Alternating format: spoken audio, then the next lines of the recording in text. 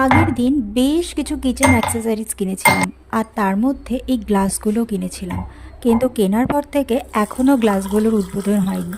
তাই মা যখন কালকে বাজার থেকে বেশ কিছু পুদিনা পাতা নিয়ে এসছে, ভাবলাম সকালে একটু রিফ্রেশিং ড্রিঙ্ক বানানো যায়, আর তার সাথে গ্লাসগুলোরও উদ্বোধন হয়ে যাবে। গরমের জন্য প্রায় রোজই পান্তা খাচ্ছিলাম, তাই আজকে ভাবলাম একটু দই চিড়ে খাওয়া যাক। এখানে লাল চিড়েটা আগে থেকে একটু ভিজিয়ে নিয়ে তার মধ্যে দই আর একটু গুড় দিয়ে নিয়েছি।